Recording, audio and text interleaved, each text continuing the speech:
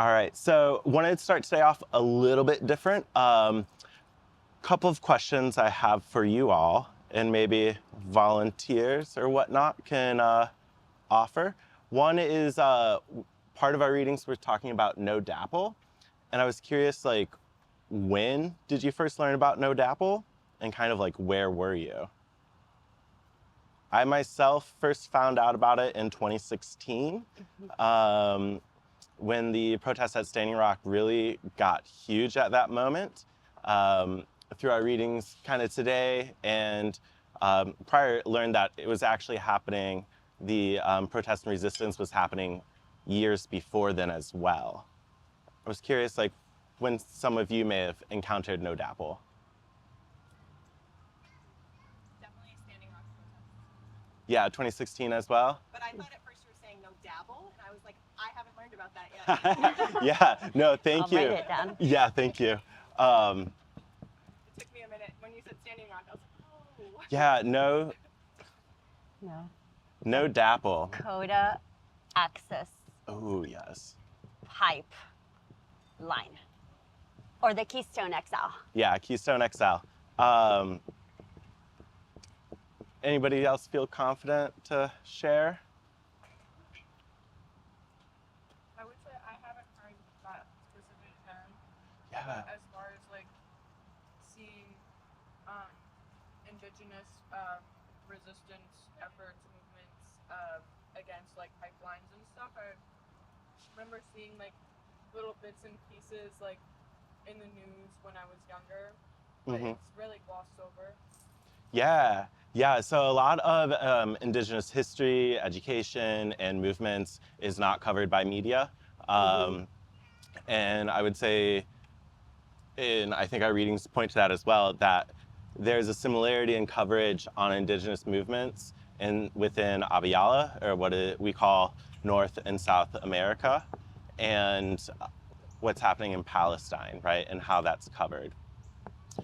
So just kind of wanted to start with that to kind of reaffirm that we all come to these things at different times. Not all this information is easily accessible because it's not covered, and that at whatever point you come in to these conversations is a great place to start, okay? All right, so our Nick Estes reading, Our History is Your Future. So I misread the Instagram page and thought it said start with chapter 1 instead of chapter 7. Similar for anybody else here? No? Okay, great. All right. So there is a quote, though, from chapter 1 that I think is relevant and then can move on a little bit more. Settlers and private property have always been the vanguards of invasion, and the sanctity of private property never applied to indigenous peoples. Okay. The Indian Removal Act, when it happened in 1830, part of the instigation for that was the thought that there was gold in Cherokee territory, all right, in the Southwest, in Georgia, what we call Georgia now. There is another term that kind of came up in that first chapter called racial capitalism by Cedric Robinson. And Cedric Robinson identifies racial capitalism as an artifact of it is when a single white man owns more property and wealth than entire indigenous nations, okay? And then there is one other term that I think is relevant. It's called blockadia. It's by Naomi Klein, a Canadian environmentalist, and she defines that as a roving transnational conflict zone in response to fossil fuel developments. So the reason why I want to bring up blockadia as well is that a lot of conflict and state violence towards indigenous populations is through trying to access capital on indigenous territories. We also see hints at that with the identification of oil offshore of the Gaza Strip. Some of the concerns about the so-called aid pier being put in is that it would actually be used as a way to start getting drills to that oil sites, okay? In chapter 7, Liberation, Nick starts with the Battle of Greasy Grass in 1876. You might also have heard that as Custer's Last Stand, in which the Sioux Nations, Dakota, Lakota, Nakota, murdered over 200 infantrymen of the U.S. Army, okay? Important to note, though, with that is that the U.S. had gone back on a treaty they had already signed and were coming back into the lands after saying that they could hold on to those, okay? One of the ways that imperialism comes up for us in popular culture, so movies and TV shows, and I think this is important for like framing conversations around thinking about how we have conversations with people about Palestine and indigenous rights, is that it's upside down, right? The invaders, the settler colonials, are always kind of depicted as protecting themselves from savages. Invasion looks like self-defense. And then Nick follows this up with, freedom isn't the absence of settler colonialism, but the amplification of indigenous life and just relations with human and more than human kin. More than human kin, that could be the land, the air, the water, right? You may have heard that phrase, water is life. Water exists outside of capital. We actually need water to sustain any life on this planet, okay? All right, so some of the other points that were brought out, there was the 1953 flooding in the lower Brule Sioux tribe due to the U.S. Army Corps constructing dams. And so once the dams were constructed, they filled up that basin area. Nick points to this is because the Standing Rock, the resistance Standing Rock, is resisting twice stolen land. Land that was already stolen from the tribe through the damming and the flooding of those plains, and now again trying to be stole through the putting in of this pipeline, okay? Yet, with that resistance, you saw youngsters from Palestine, you saw people from across the nation, people from across multiple tribes come and set up camp. They had food there, water, were in right relations with each other and in the land, defending the land at that moment. And this is what Ruth Wilson Gilmore calls abolition geography. These moments in time and space outside of capital constrictions. Nick also poses the question, how can settler society, which possesses no fundamental ethical relationship to the land or its original people, imagine a future premised on justice, right? Liberty and justice for all, except for those who are not part of the state, okay? The last article of our Constitution describes indigenous people as merciless Indian savages. Keep in mind, we've been here for over 20,000 years. Okay, new archaeological data actually just keeps coming out how we've been here longer and longer. All right. So, Nick gives us a little bit of the history of different battles and resistance moments with the U.S. Imperial Force. When we get to the Indian movement, their text on the right of return is land back, does the work of drawing connections between resistance struggles on Turtle Island, what we call North America, and resistance struggles within Palestine, okay? So, starts with the 1830 Indian Removal Act and the further expansion of the U.S. out west, and the trope of the Wild West, right? I think again of that upside down world that Nick is talking about in terms of needing to defend new property settlements, okay? The Indian movement then turns to look at the 1916 British Mandate. That was a deal brokered between Britain and France in secret to control the territory of Palestine, and that this was a going back on the McMahon-Hussein Agreement in 1915, which had declared once the Ottoman Empire ended? There we go. Ended, I think is a better word there. Ended, that the lands would return to Arabs in the area, all right? A little bit before, in the early 20th century, in 1902, Theodor Herzl, one of the founding fathers of political Zionism, actually writes to the British government to try to get Britain's assistance in securing Palestine for Ashkenazi Jews.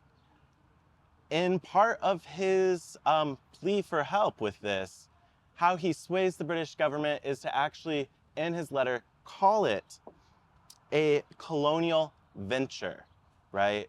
So settler colonial venture has always been the part of the Israeli Zionist state. In 1917, Balfour wrote about the aims of the British government to relocate Jews to Palestine, right? So surrounding countries did not want Jewish people in there, take them to Palestine to reestablish there. All right, so part of the Indian movement, they make a relation between the kibbutz of new settled Jews in the area and army forts that settlers on this land would put next to what they would consider aggressive sovereign nations to then attack them, right? And in these wars, there were also, and I actually did not know this, prisoner of war camps. And makes note that prisoner of war camp number 334 is what is now known as the Pine Ridge Reservation. So these are war camps that then nations were never allowed to leave, okay? We see this very similarly to the way that Gaza has been walled off. The Indian movement makes reference to the Nakba, which happened in 1947 to 1949. The initial part of that, though, when the Israeli government was taking census of who lived in which houses, if you were not home, you were not on the census, you were not allowed back, okay? Gaza is the size of Detroit. Anybody here been to Detroit? Yeah? Awesome. I'm from that area. That really kind of located it in my mind as well. I think another analogy is, I think Rafa, where it's different now, but like we're 1.5 million sheltering. So I think about the size of Amherst. Yeah, so where 1.5 million people were sheltering, it was about the size of Amherst, okay? Just kind of a small town. All right, so Indian movement also makes reference to the 1936 Palestinian strike that lasted for 7 months, one of the longest worldwide strikes. And keep in mind, 800,000 people were displaced during the Nakba. The Indian movement tells us of the Indian Removal Act and the Nakba and the displacement and relocation because it draws parallels between manifest destiny, God's given right for U.S. settler colonials to move out west, expand west to civilize the land and the people, with the framing of political Zionists of Palestine being a land without people and a people without land. So similar settler colonial logics happening there, all right? Benny Morrison, within the one of the Israeli parties at the time, would call it a struggle between civilization and barbarism, okay? Again, merciless Indian savages.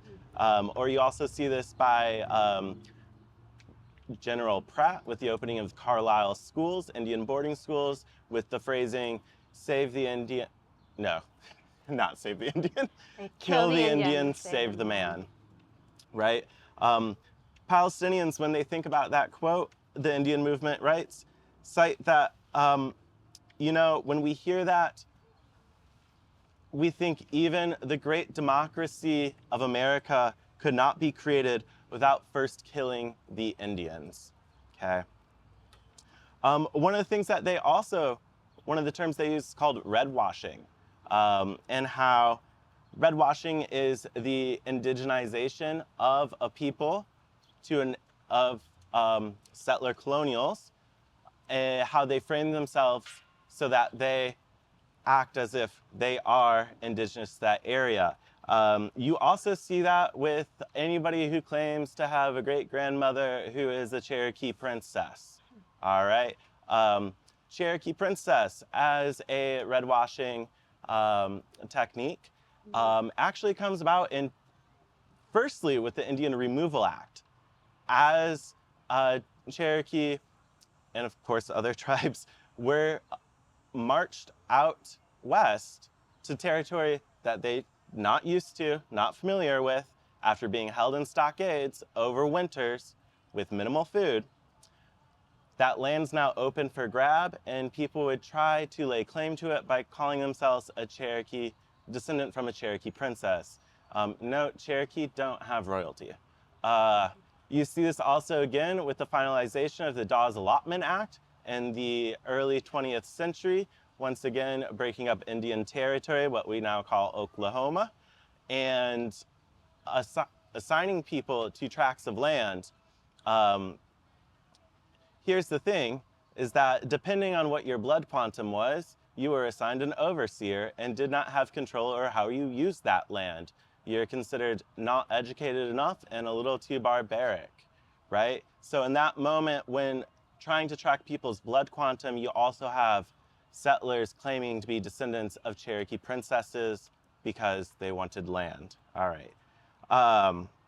In 2006, Israel put caloric diet on Palestinians, okay? This is very similar to the Canadian Health Daily Caloric Nutrition Guide, which was drafted in conjunction with the CIA by starving children in boarding schools and seeing how little they could feed them before they died.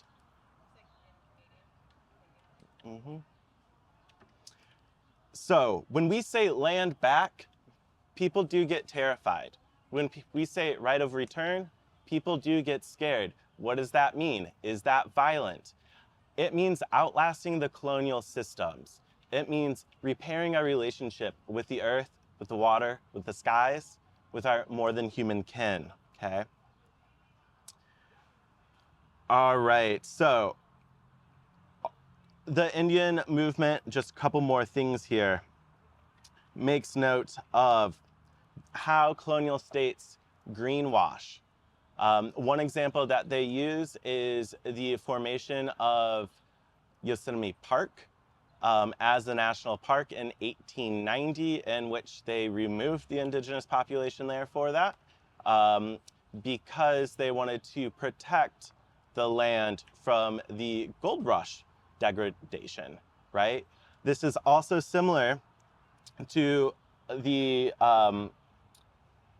one of the cities of Al-Aqib, which classified Palestinians as trespassers there and taxes them 40% more of water than anywhere else, while the Israeli government takes the water to use in their industry and to irrigate parks that they are creating, okay? Now, the logics of a settler colonial state, the Indian movement states, is that of elimination, removal, banishment, and identity theft, okay? This publication was made to draw connections between the movements here on Turtle Island and, as colleague will say shortly, further along across Abiyala. And there is one last phrase I wanted to leave us with is Shab Wahad, many branches, one root. We are one people. We are on one planet. Resistance is necessary.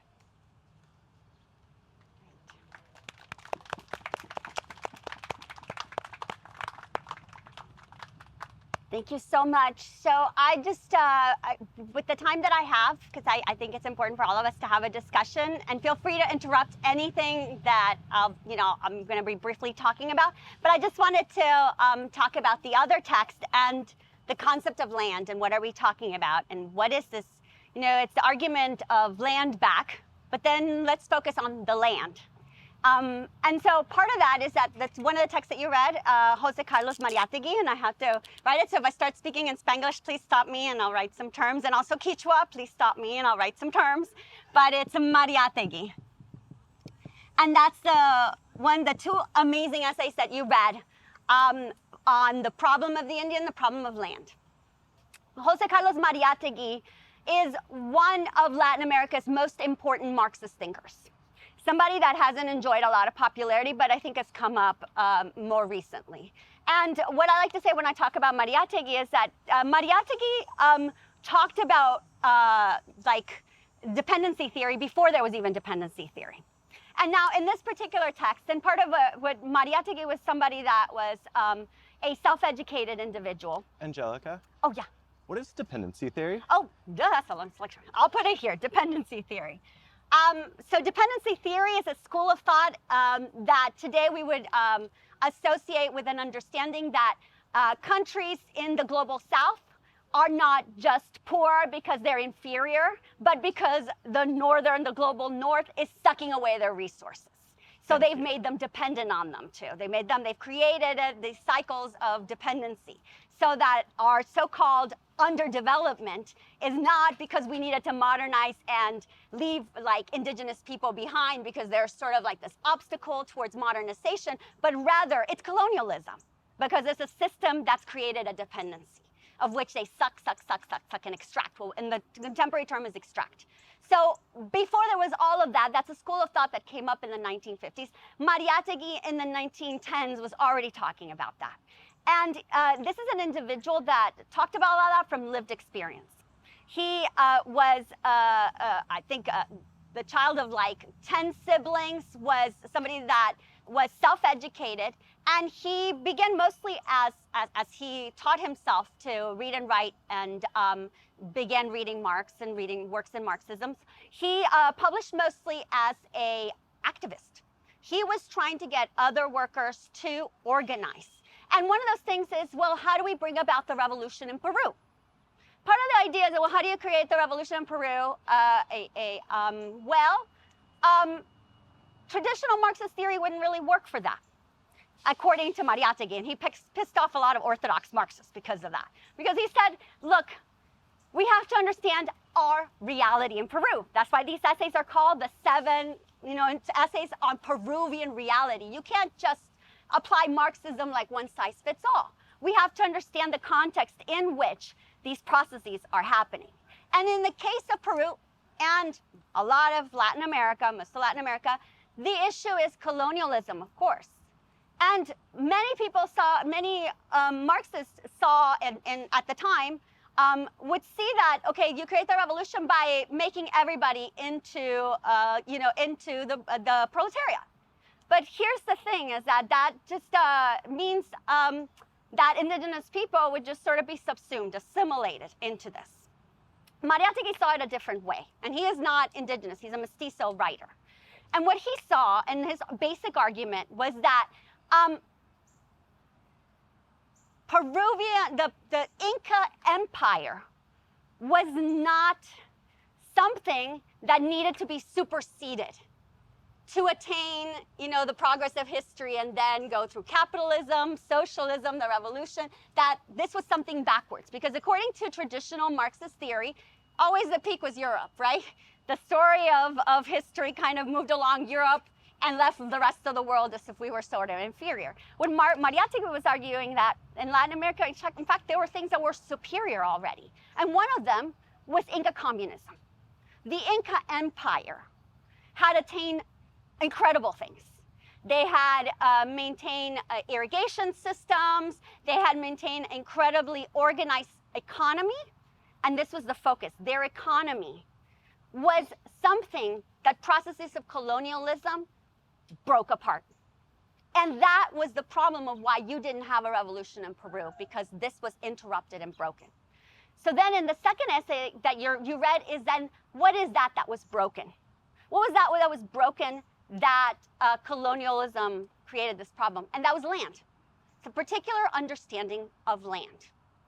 He said, in a way that would be echoed on by other indigenous writers, and that you see echoed on in all the essays, it's a concept of land, not just simply in materialist terms, but also in cultural terms and more expansive term, in a way that we would call in not thinking simply about land as just a resource, as something to be bought and sold and accumulated and exploited, but instead thinking of land and what comes up with land as a different type of relation.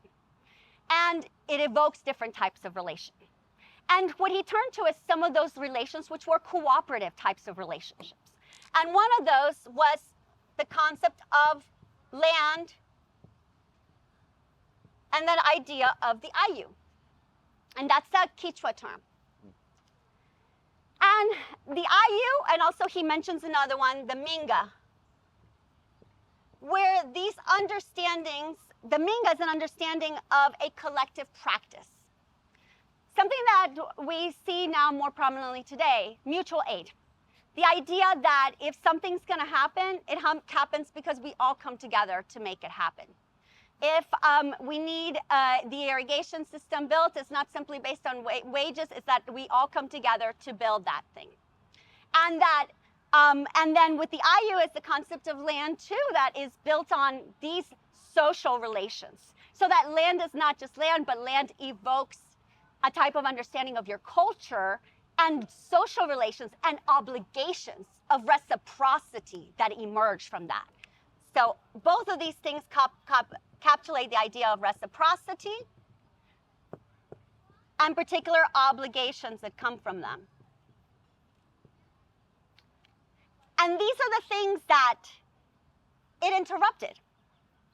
But Mariátegui also says something else, because he's thinking and writing about it in the 1910s, 1920s, and he says, but they also still remain. Interrupted but not gone. Because despite colonialism, these practices remain to this day. These practices remain and I've seen them countless times. These ideas are commonplace idea that we come together to do a minga, that we have an ayu, that we are tied by these relations of reciprocity that are linked to our place, our land. The land not just as this property or this material good, but a land from which those relations are elicited, which we are all rooted into, which is like another relation, a kin relation. So part of this, that this remains, and the idea is that if for Mariátegui, if you want to solve the problem of the so-called Indian, it wasn't about assimilating people. It was about dealing with land, and that these things that when you took the land away, these things were interrupted. The land was, and in the long argument and complex argument that he gives you is that, well, colonialism came in, and there's this beautiful system of Inca communism, and what was replaced instead?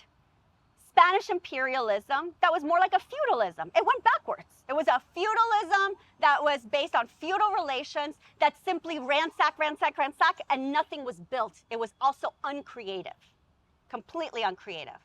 And then from that remained and was continued through the hacendado system, or the plantation system. So the plantation then became, he thinks it's yes, capitalist, but another iteration of the semi-feudal system of just extraction without these reciprocal relations. Extraction with no creativity, true creativity or true understanding of land. And it continued with then private property, while this system of semi-feudal plantations also existed at the same time. So the solution was to really go back and say, these practices exist. This is what needs to be brought back. So part of the answer is that for him, the progress or the development of Peru really relied on rethinking this idea of what the line of what colonialism had done, what was still there that could be brought back to really bring about a system that was more just and free for all workers.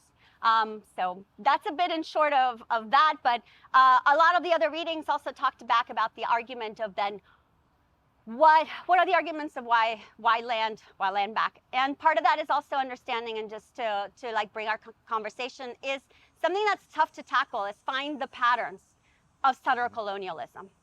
So Mariátegui was so important in helping us to see some of those patterns. One of those was that elimination and replacement. You eliminate this workforce that was very creative, this working system, and then you replaced it with something that was uncreative. And you know, he's saying this before there was that language of, look, settler colonialism is about elimination, is about disposition, elimination, replacement of the native by foreigner. And then Nick Estes' text also talked in that way, and that's same in the ND Collective. And part of that is to see those patterns because they're all very closely around land.